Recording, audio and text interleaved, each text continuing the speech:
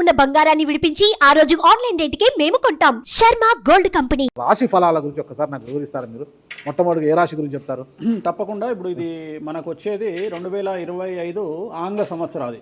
Okay, అంటే కొంతమంది విమర్శించారు 24 కదా, 24 25 అదే 25 ఆంగ్ల సంవత్సరాది అంటే మనం ఇంగ్లీష్ క్యాలెండర్ అంటే 25లో వచ్చేది 25 ఆంగ్ల 25 కదా, జనవరి 1 25. ఓకే, జనరల్ గా మనము అంటే మరి మీరు ఉగాది నుండి ఎందుకు చెప్పట్లేదు అంటే చాలా మంది ఉగాది వరకు కూడా ఆగట్లేదు, జనవరి 1 కూడా ఆగట్లేదు, డిసెంబర్ నుండి నవంబర్ నుండి అడుగుతా ఉన్నారు అందరూ. ఓకే, ఇప్పుడు క్లయింటెల్ నన్ను అడిగేవాళ్ళు ఏంటంటే గురూజీ ఇప్పుడే చెప్పేసేయండి మాకు, మేము జాగ్రత్తలు తీసుకుంటామని చెప్పి అడుగుతా ఉన్నారు.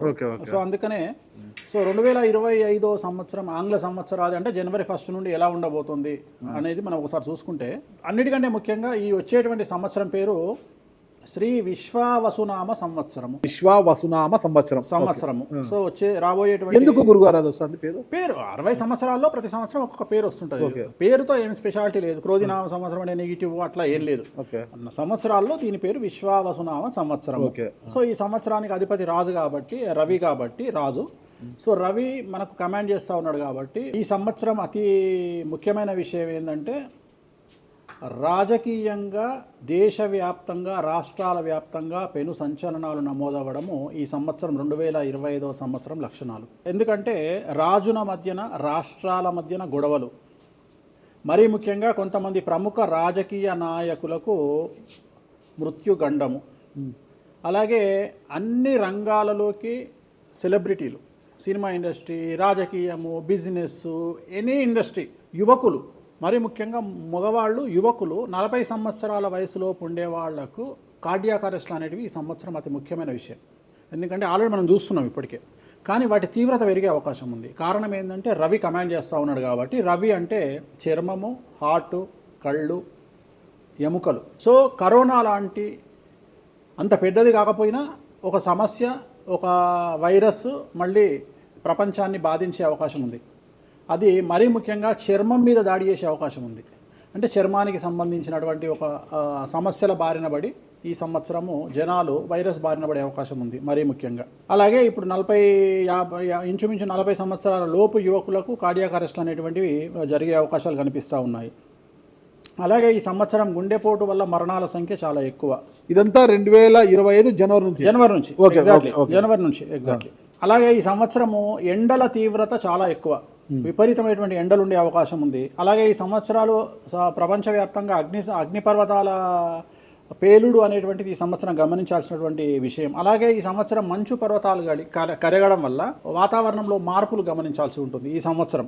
అలాగే అమెరికా దేశానికి విపరీతమైనటువంటి గాలి తుఫానులు, వరదలు ఈ సంవత్సరం కనిపిస్తూ ఉన్నాయి. అలాగే 1-2 దేశాల మధ్యన యుద్ధ వాతావరణం ఖచ్చితంగా ఉండి తీరుతుంది, లేదా యుద్ధాలు జరుగుతున్నాయి కదా, అది ఇంకా పెరుగుతుంది. ఇప్పుడు ఉన్నదానికంటే తీవ్రత పెరుగుతుంది అనేది. అలాగే మనకు 2025 సంవత్సరంలో సెప్టెంబర్ 7వ తేదీ 2025 సంవత్సరం ఆదివారం రాహుగ్రస్త సంపూర్ణ చంద్రగ్రహణం ఏర్పడుతుంది. ఇది కుంభరాశికి వ్యతిరేకమైన ఫలితాలు ఇస్తుంది. అలాగే వచ్చే సంవత్సరం అంటే 2025 సంవత్సరంలో మే 9వ తేదీ నుండి సరస్వతి నదికి పుష్కరాలు అనేటువంటివి ఏర్పడతా ఉన్నాయి. ఈ సంవత్సరము రాజకీయ నాయకులకు సంబంధించి మరీ ముఖ్యంగా ఇందాక మనం మాట్లాడుకున్నట్టుగా పవన్ కళ్యాణ్ గారికి ఏలినాటి వెళ్ళిపోతుంది. అలాగే లోకేష్ గారి జాతకరీత్యా, పవన్ కళ్యాణ్ గారి జాతకరీత్యా విపరీత రాజయోగం అనేటువంటిది కనిపిస్తూ ఉంది. జగన్మోహన్ రెడ్డి గారికి లేదా రాజయోగం వల్ల? ఇప్పుడు లేదు, ఈ సంవత్సరం లేదు.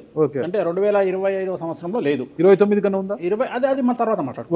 ఓకే, 25లో మాత్రము నేను అనేది ఏంటంటే ఇప్పుడున్న స్థాయి కంటే వీళ్ళిద్దరికి ఇంకా పై స్థాయికి వెళ్లే అవకాశం ఉంది. లోకేష్ బాబు గానీ, పవన్ కళ్యాణ్ గారు కానీ. అదే నాకు అర్థం కావడం, వాళ్ళిద్దరు మంత్రులే, నాకు అర్థం కాదు. ఇంకా ఇప్పుడు ఉన్నటువంటి పదవుల కంటే కూడా గొప్ప పదవులను వీరు పొందేటువంటి అవకాశాలు కనిపిస్తున్నాయి. రాజ్యసభ తీసుకెళ్ళిన కేంద్రానికి వెళ్తారా? కేంద్ర మంత్రులు వెళ్తారా? కేంద్ర మంత్రులు వెళ్తారా? పెద్దదే కదా, కేంద్ర మంత్రి అనేది పెద్దది కదా.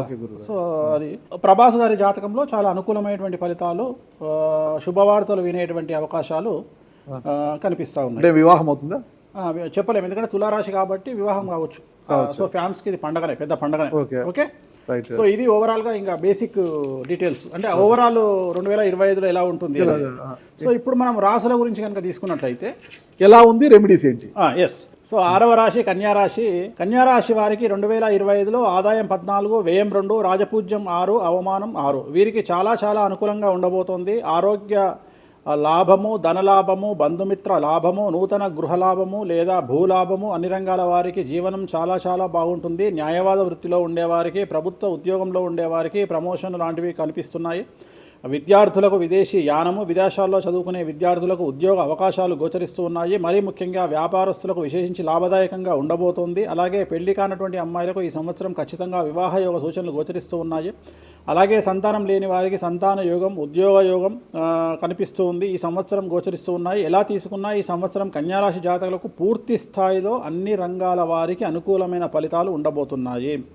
అన్ని రంగాలలో ఉండే వారికి మరియు ముఖ్యంగా రైతులు, వ్యాపారస్తులు, ఉద్యోగస్తులు, విద్యార్థులు, స్త్రీలు అందరికీ కూడా ఈ సంవత్సరం అనుకూలమైనటువంటి ఫలితాలు కన్యారాశి జాతకులకు ఉండబోతున్నాయి. వీరికి ఎటువంటి దోష నివారణలు అవసరం లేదు. అన్నీ మీరు 12 రాశుల గురించి చెప్పారు గురుగారు. అట్లా ఎక్కువగా ఒక పూజ మాత్రం ఎక్కువగా చెప్పారు, చాలా మందికి కూడా చెప్పారు. తిరునల్లారు శనీశ్వర ఆలయం, శని ఎఫెక్ట్. ఓకే, ఎక్కువ మందికి తిరునల్లారు చెప్పినా అక్కడ ఎంత 450 రూపాయలు ఉంటుంది పూజ. అది తిరునల్లారు పాండిచ్చేరిలో ఉంటుంది. అక్కడికి వెళ్ళి పూజ చేసుకుంటే సరిపోతుంది. ఇది పేరును బట్టి ఈ రాశుల ప్రకారం ఇలా ఉంటుందని మీరు రాశారా, లేకపోతే వాళ్ళ డేట్ ఆఫ్ బర్త్ ప్రకారం? నక్షత్రం బట్టి, నక్షత్రాలు. ఓకే, నక్షత్రాలు వాళ్ళకి అర్థమైపోతుంది. వాళ్ళ నక్షత్రాన్ని బట్టి. అశ్విని నక్షత్రం మేషరాశి, భరణి నక్షత్రం మేషరాశి, పుష్యమి నక్షత్రం కర్కాటక రాశి. మీ రాశి నా రాశి ఒకటే. నా రాశి ఏదో నాకు తెలియదు గురుగారు. మీది వృశ్చిక రాశి. మీది అదేనా? మరి ఎలా గురుగారు ఈ మధ్యన బాగానే ఉందంటారు? మనకు బాగుంది. ఇంకా మన రచనే, ఇంకా రచనే రచనే. ఇక ఎట్లా రచ్చ? ఇంత వివాదాలు అవుతున్నాయి, ఏం కథ అసలు? ఇంకా లైఫ్ అన్నప్పుడు ఇప్పుడు రేవంత్ రెడ్డి ఉన్నాడు. రేవంత్ రెడ్డి ఎన్ని కష్టాలు అనుభవిస్తే సీఎం అయినాడు అంటే ఇక కష్టం తర్వాత సుఖం రెడీగా ఉంటుంది. ఓకే, ఇప్పుడు కష్టపడ్డారు కాబట్టి మీకు సుఖం ఉంది అంటారు. మీకు కాదు, మళ్ళీ మీకు మనకు అందరికీ. ప్రతి మనిషి జీవితంలో పండ్లున్న చెట్టుకే రాయి దెబ్బలు, అంతేగాని పళ్ళు లేని చెట్టుని ఎవడు పట్టించుకుంటాడు? పళ్ళు ఉంటేనే దాన్ని రాయి చేస్తారు. అట్లనే మనం కూడా అంతే అండి. వేణుస్వామి అంటే పూజలకు పెట్టింది పేరు. పెద్ద పెద్ద రాజకీయ నాయకులకు, ముఖ్యమంత్రులకు, కేంద్ర మంత్రులకు, పెద్ద పెద్ద వాళ్ళకు కూడా ఇక్కడ కాదు, మీరు అబ్రాడ్స్ కూడా వెళ్ళి పూజలు చేసి వస్తున్నారు. చాలా కాస్ట్లీ స్వామి, చాలా గొప్ప పూజలు చేస్తుంటారు, అంత పవర్ఫుల్ పూజలు. అంటే ఇప్పుడు మీరు చేస్తున్న పూజల మహిమ వల్లనే మీ మీద ఇన్ని వివాదాలు వచ్చినా కూడా మీరు బయటపడగలుగుతున్నారు. 100% పర్ఫెక్ట్. ఇక దానికి ఆన్సరే లేదు. ఇక ఇప్పుడు మనం కొట్లాడాలంటే 10 రకాలు ఉంటాయి, మనం కొట్లాడతలేము. అందుకనే మనం ఒకటే, మన పూజల్ని మనం నమ్ముకుంటున్నాం అంతే, అమ్మవారిని నమ్ముకుంటున్నాం. ఇప్పుడు ఒక్కొక్క సమస్యకి ఒక్కొక్క అమ్మవారు పరిష్కరిస్తుంది దశమహావిద్యల్లో. మనం అదే చేస్తున్నాం. ఇప్పుడు నేను ఒకటే మాట చెప్తా, కాంట్రవర్సీస్ వచ్చినాయి, మీరు అడిగినరు, ఎన్ని సమస్యలు వచ్చినాయి. జనాలు ఏం ఆలోచిస్తారంటే వేణుస్వామి ఈ సమస్యల నుండి బయటపడతాడా, పడితే ఎలా పడతాడు? నేను ఒకటే అనుకుంటున్నా, ఇంతమందికి పూజలు చేసి వాళ్ళ సమస్యల నుండి బయటపడడానికి ప్రయత్నించే నేను నాకు వచ్చిన సమస్యను కూడా అదే పూజల ద్వారా బయటపడడానికి ప్రయత్నం చేస్తున్నాను. అంటే వివాదాలు చుట్టుముడుతున్నాయి, సోషల్ మీడియాలో వైరల్ అవుతున్నాయి, ఉమెన్ కమిషన్ మీ మీద ఫిర్యాదులు చేశారు. ఇన్ని చేసినా కూడా ఎక్కడా మీకు ఉచ్చు బిగుసుకోవడం లేదు, బయటపడుతున్నారు. అంటే ఇది మీ పూజల మహిమనా, లేకపోతే ఏమన్నా బ్రైబ్ చేస్తున్నారా? అమ్మవార్లు ఇప్పుడు ఉదాహరణ, మనం తెలుగు రాష్ట్రాల్లో ఉంటాం, వెంకటేశ్వర స్వామి వారు అంటే మనకు తెలుసు. ఇప్పుడు తమిళనాడులో పెరుమాళ్ అంటారు వెంకటేశ్వర స్వామిని. అదే నార్త్ ఇండియాకి వెళ్తే బాలాజీ అంటారు. వాళ్లకు బాలాజీ అంటే చాలా భయం. అలాగే మన రాష్ట్రంలో మనకు తెలిసిన వాళ్ళకి కామాఖ్యలో ఉండే అమ్మవారు అంటే భయం. కానీ తెలియని వాడికి భయం ఉండకపోవచ్చు, వాడు ఇష్టం వచ్చినట్టు కామెంట్ చేయొచ్చు అమ్మవారు. చాలా మందికి మీరంటే భయం అనుకుంటా, అంటే మనం చేసే పూజల వల్ల ఉండొచ్చు. ఓకే, నేను అనేది ఏంటంటే, నేను చేసే అదే ఇందాక మనం మాట్లాడుకున్నప్పుడు అదే చెప్తున్నా, వామాచారంలో పూజలు చేయాలంటే భయపడతారు. కారణం ఏమిటి అంటే ఖచ్చితంగా మందును ముట్టుకోవాలి, నాన్ వెజ్ను ముట్టుకోవాలి. దానికి వీళ్ళు చేసే పూజలు అడ్డుపడతాయి. అంటే వీళ్ళు సమాజంలో భయపడతారు కాబట్టి వీళ్ళు వాటి జోలికి పోరు. తాంత్రిక పూజలు లాగా ఉంటాయి మీరు చేసే తాంత్రిక తంత్ర మార్గం అంటారు దాన్ని. శ్రీకాళహస్తిలో కాదు శ్రీకాళహస్తిలో రావుకేతు పూజ చేయించుకున్నారు కదా, తాంత్రిక పూజలే అది. నిమ్మకాయ పెడితే తంత్రమే, గుర్తుపెట్టుకోండి. నిమ్మకాయ ఎక్కడ పెట్టినా తంత్రమే. మిమ్మల్ని కాపాడుతోంది మీరు చేస్తున్న పూజల మహిమే. అంతే అంతే అంతే, వాళ్ళే చూసుకుంటారు. నేను అనే పాయింట్ ఏంటంటే, నేను ఒకటే చెప్తున్నానండి, తప్పు చేస్తే నన్ను అమ్మవారు సర్వనాశనం చేస్తుంది. ఓకే, అమ్మవారిని విమర్శిస్తే వాళ్ళ సంగతి అమ్మవారు చూసుకుంటది. అంతేనా? అంతే. ఇక నాకు అవసరం, నేను కొట్లాడను చెయ్యను, నాకు అనవసరం, నాకు లొల్లే వద్దు. నాకు నేను దేవుళ్ళని నమ్ముకున్నా, నా పని అదే. నాకు హిమాచల్ ప్రదేశ్ కామాఖ్య కాకపోతే, బాగాలముఖి కాకపోతే, తారాపీఠ పోతే, ఇప్పుడు మన తారాపీఠ పోయి వచ్చిన. చాలా మందికి తెలియదు, తారాపీఠ అని కలకత్తా నుండి 300 కిలోమీటర్లు ఉంటుంది. మీరు కావాలంటే గూగుల్ చేయొచ్చు. తారాపీఠ అని అమ్మవారు అండి. ప్రతిరోజు శ్మశానంలో ఉంటుంది అమ్మవారు, ఒరిజినల్ శ్మశానంలో ఉంటుంది. ప్రతిరోజు అమ్మవారికి ప్రసాదం అంటే డెడ్ బాడీ దహనం అయినాకనే అమ్మవారికి నైవేద్యం పెడతారు. అంత పెద్ద ప్రసిద్ధమైనటువంటి దేవాలయం. అమ్మవారు శివుడికి పాలిస్తూ ఉంటుంది. తారాపీఠ అంటుంది దాన్ని. శ్మశానంలో ఉంటుంది. ఆమె జనరల్గా ఎవరైనా సరే ఎందుకు పూజ చేస్తారు ఆమె అంటే, జీవితంలో మనం వెళ్తూ ఉన్న సందర్భంలో సడన్గా స్టక్ అయినామనుకోండి, బౌన్స్ బ్యాక్ అవ్వడానికి పనిచేస్తుంది. అంటే ఉదాహరణ, ఒక ముఖ్యమంత్రి స్థాయి వ్యక్తి ఓడిపోయినప్పుడు, ఒక మంత్రి పోయినప్పుడు, ఒక ఐఏఎస్ సడన్గా తన జాబ్లో డిస్టర్బెన్స్ వచ్చినప్పుడు, ఐపీఎస్ డిస్టర్బెన్స్ వచ్చినప్పుడు ఈ పూజ కనుక అమ్మవారిని దర్శించుకుంటే ఒక్కసారి మళ్ళీ వాళ్ళు బౌన్స్ బ్యాక్ అవుతారు. అంటే బిగ్ బ్యాంగ్ థియరీ అనేది అక్కడ పనిచేస్తుంది. మనం మళ్ళీ ఒక్కసారి బౌన్స్ బ్యాక్ అయ్యి ముందుకు దూకడానికి అమ్మవారు పనిచేస్తుంది. నేను సజెస్ట్ చేస్తుంటాను చాలామందికి, వ్యాపారంలో స్టక్ అయినప్పుడు, లేకపోతే ఉద్యోగంలో స్టక్ అయినప్పుడు, అట్లా స్టక్ అయినప్పుడు అయితే మీ తారాపీఠ వెళ్ళి దర్శనం చేయించుకోండి. అక్కడ దర్శనమే, పూజలు ఉండవు, జస్ట్ దర్శనమే. అమ్మవారికి పోయి దండం పెట్టుకొని వస్తే చాలు, ఒక్కసారి మళ్ళీ వాళ్ళు బౌన్స్ బ్యాక్ అవుతారు. ఒక్కటే ఒక పాయింట్కి నాకు ఆన్సర్ చెప్పి ముగించేసా, చాలా కాలాతీతమైంది. చివరికి ఇరికిస్తున్నారా ఇది?